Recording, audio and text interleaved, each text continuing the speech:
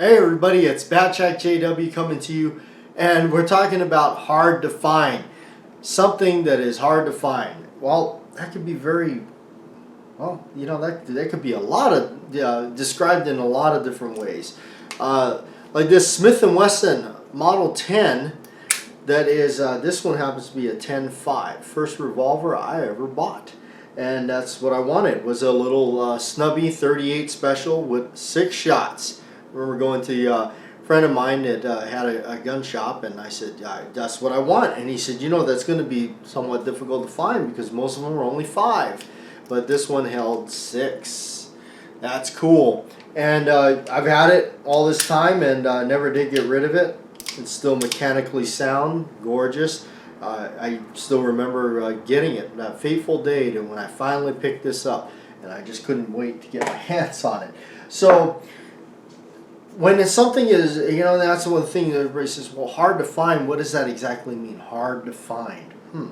Okay, so let's, go over that a little bit. Now, I originally came from the island of Hawaii, and that's where I started off with my collecting and everything. Since then, got rid of a lot of stuff, and a lot of things have come and gone, moved out. I've kept a couple little things here and there, but anyway, like out there, a lot of things are hard to find. It's an island. There's only so much, and we had one person. If you wanted something collectible such as like that, there was only one person to go to, really.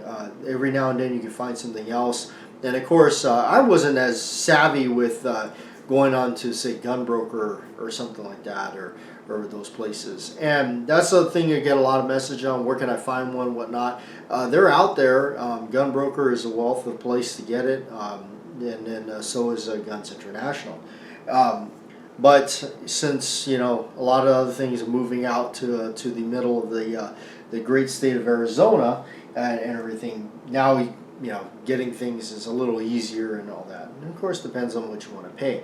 But now some stuff, just because a company doesn't make it anymore, it doesn't mean that it's going to be impossible to get. We got a couple of things that brought out that I thought were kind of unique and neat, and maybe you haven't seen.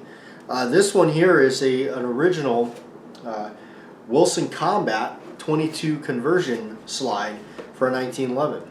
I'm really big into Wilson Combat stuff, and I've always heard of these things, and so there it is. You get the slide and the original magazine and everything with it, even though I mostly run the Kimber manufactured one on one of my 1911s at 22.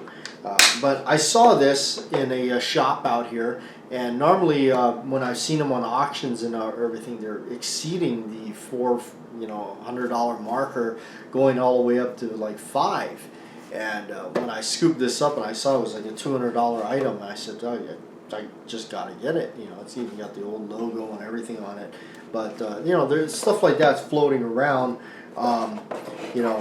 Colt is the king of making hard to find things, World War I, type of reproduction pistols and everything like that. You guys heard the story of me chasing after those for a while there. Or a Browning high power, a true Belgian Browning T-series, they call it the T prefix serial number, with the ring hammer and the reds on the back of the grips and everything. These are really cool. They're out there, but just when you find things, and you gotta know when to hold them and when to fold them. And sometimes you just gotta walk away because the prices are getting too high. I never thought that when I was looking at some of the stuff that some of the prices would have exceeded what they are.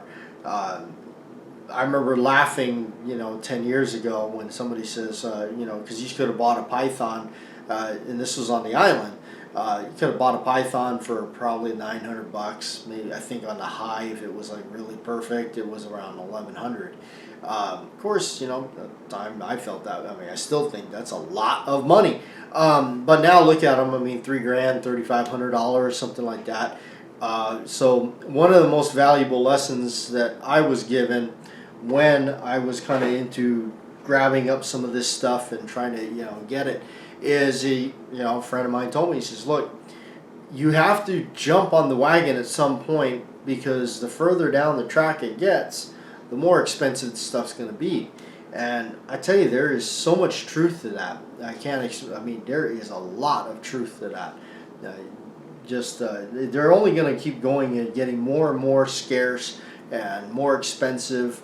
One of the things I like collecting is like the Series 70 government model Colt 1911, because a lot of those were hacked up. A lot of people were guilty of getting them back then and chopping them up and making race guns out of them or other things out of them. Makes it harder now to find one that's been unaltered. So anyway, thought I'd come and chat with you a little bit. Some of you kind of miss the old school kind of radio show I used to do and everything. So anyway, this one's for you guys. Shout out to Greg Newton over there at Lion Quest Fitness. I know you're going to really enjoy this video. And so anyway, I just kind of wanted to throw that out and just kind of talk about that. Some companies are reproducing some of the old school collectibles. I'm a big fan of that. I know some people get really hurt about that, and they say, "Oh, they're worried about their, they're hurting the value." For me, I'm really more concerned not so much with the value. I'm more concerned is having the product out there. Is it, can I still? Do I need to go and spend, a whole bunch of money to get, an old vintage something like this, or you got Springfield Armory remaking them, but of course now they're getting scalped on that. Some of the prices. I'm a big fan of the crosshatch grips. So in a sense, I start reproducing them myself. So I'm always a fan of reproductions. If they can repop them out there. For people like me that don't have a lot of money, and it's just easier to snag one up, and it kind of cures that itch. Now I've got one. I don't have a legit, World War I Colt anymore, but I've got this one, which is a reproduction by Colt, and it's basically all together in the way it would have been, and that's cool, and I'm fine with that. So anyway, thanks for listening and tuning in and everything. I'll check you out later.